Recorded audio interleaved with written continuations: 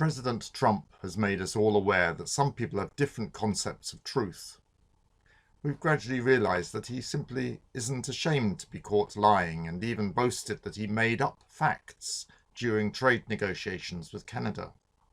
Of course, most other leaders also lie, though with more subtlety.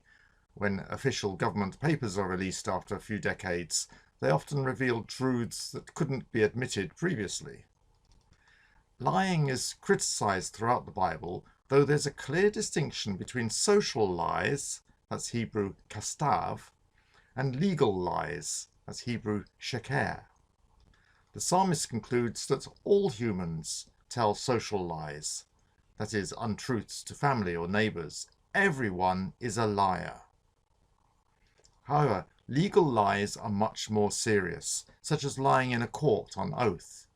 Punishments for such lies depend on their motive and effect.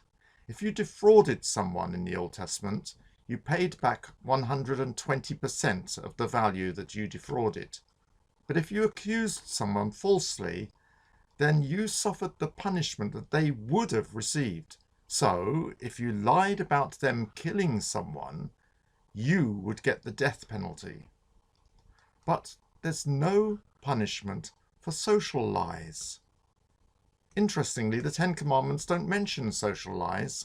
They forbid false witness, where the word false translates the Hebrew sheker, that's legal lies, and the word witness refers to legal witnessing. Legal lies are criticised very frequently in the Bible, but there are very few texts that specifically criticise social lies. Of course, Jesus established a very high standard with regard to lies, as with many other morals. He warned against anger because it can lead to murder, and against sexual fantasy because it can lead to adultery. And in the same chapter, he warns against affirming truth with an oath, because this implies you allow yourself to lie on other occasions.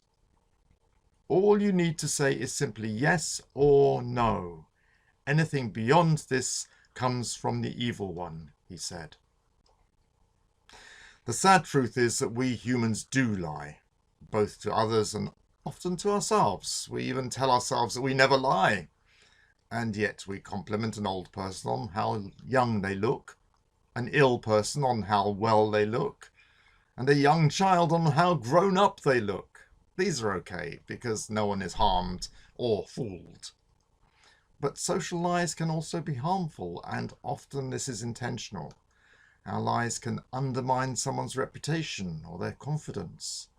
It can ruin friendships with others, or it can promote our own reputation higher than warranted. But truths can also be used maliciously and just as harmfully as a lie. The evil of social lies comes not from the lack of truth, but from the motive of malice or selfishness with which they are made. And when truth is spoken with that same motive, it is just as evil. By contrast, legal lies are always harmful. If you tell a lie in court, it is always wrong. My problem is that I can't distinguish between the legal lies and social lies, or harmful lies and harmless lies, without thinking hard. So personally, I follow a simpler practice. I simply speak the truth. There are times, of course, when honesty can cause as much harm as a lie. Perhaps we should follow the wisdom of an older generation who taught, if you can't say something nice, say nothing at all. God bless.